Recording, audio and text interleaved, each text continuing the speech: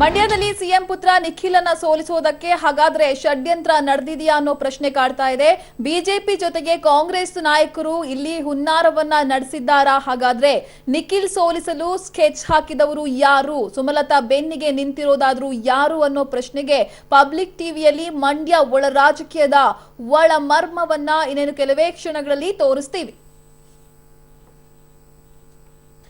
ಕಾಂಗ್ರೆಸ್ ನಾಯಕರೇ ಹಾಗಾದ್ರೆ ಇಲ್ಲಿ ನಿಖಿಲ್ ಕುಮಾರಸ್ವಾಮಿಯನ್ನ ಸೋಲಿಸೋದಕ್ಕೆ ಖೆಡ್ಡವನ್ನ ರೆಡಿ ಮಾಡಿದ್ದಾರಾ ಅನ್ನೋ ಪ್ರಶ್ನೆ ಕೂಡ ಮೂಡ್ತಾ ಇದೆ.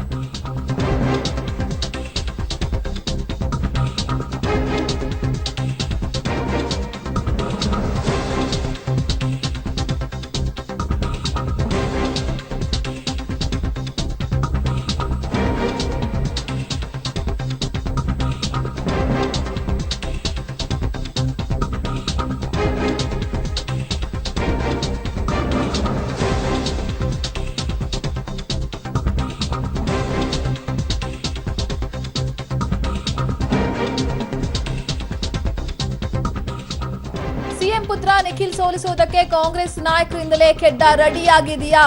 ವಲಸಿಗ ಕಾಂಗ್ರೆಸ್ಸಿಗರ ಮೇಲೆ ಸಿಎಂ ಕುಮಾರಸ್ವಾಮಿಗೆ ಗುಮಾನಿ ಯಾತಕ್ಕೋಸ್ಕರ? ಮಾಜಿ ಸಚಿವ ಚೆಲುವರಾಯಸ್ವಾಮಿ ವಿರುದ್ಧ ಸಿಎಂ ಪರೋಕ್ಷವಾಗಿ ವಾಗ್ದಾಳಿಯನ್ನ ಮಾಡಿದ್ದಾರೆ. ಬೆನ್ನಿಗೆ ಚೂರಿ ಹಾಕುವವರು ನನಗೆ ಬೇಕಿಲ್ಲ ಅಂತ ಹೇಳಿ ಸಿಎಂ ಕುಮಾರಸ್ವಾಮಿ ಅವರು ಇವತ್ತು ಹೇಳಿಕೆಯನ್ನ ಕೊಟ್ಟಿದ್ದಾರೆ. ನಾನು ಯಾರ ಮನೆ ಬಾಗಿಲಿಗೂ ಕೂಡ ಹೋಗಲ್ಲ, ನಿಖಿಲ್ ಗೆಲ್ಲಿಸೋದು ನನಗೆ ಗೊತ್ತಿದೆ ಅಂತ ಹೇಳಿದ್ದಾರೆ. ಜೆಡಿಎಸ್ ಕಾರ್ಯಕರ್ತರೇ ನನ್ನ ಶಕ್ತಿ ಅಂತ ಹೇಳಿ ಸಿಎಂ ಕುಮಾರಸ್ವಾಮಿ ಇವತ್ತು ಸಂದೇಶವನ್ನ ರವಾನೆ ಮಾಡಿದ್ದಾರೆ.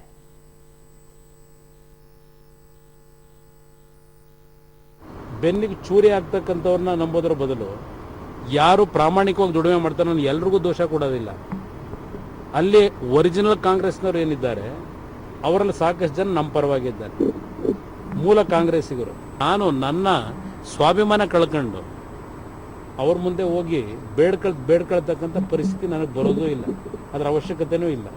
ಮೂಲ ಕಾಂಗ್ರೆಸ್ಸಿಗರು ಏನಿದ್ದಾರೆ ಹಲವಾರು ಜನ ಇವತ್ತು ಪ್ರೀತಿಯಿಂದ ಹಾರೈಸಿದ್ದಾರೆ. ಇಂಡಿಯಾದಲ್ಲಿ ಇರ್ತಕ್ಕಂಥ ಪರಿಸ್ಥಿತಿಗಳೇ ಬೇರೆ, ಹಾಸನದಲ್ಲಿ ಇರ್ತಕ್ಕಂಥ ಪರಿಸ್ಥಿತಿಗಳೇ ಬೇರೆ. ಮಂಡ್ಯದಲ್ಲಿ ಪಾಪ ಕೆಲವು ನಾಯಕರುಗಳು ಬಹಳ ಮುಂದೆ ಹೋಗ್ಬಿಟ್ಟಿದ್ದಾರೆ, ಹಿಂಬಾಗಿಲಿನಿಂದ ಮುಂದೆ ಹೋಗ್ಬಿಟ್ಟಿದ್ದಾರೆ. ಅಂಥವ್ರ ಜೊತೆ ನಾನು ಚರ್ಚೆ ಮಾಡ್ತಕ್ಕಂಥದ್ದು ಈಗ ಅವಶ್ಯಕತೆ ಇಲ್ಲ ಅಂತಕ್ಕಂಥದ್ದು ನನ್ನಲ್ಲಿರ್ತಕ್ಕಂಥ ಮಾಹಿತಿ ಏನಿದೆ.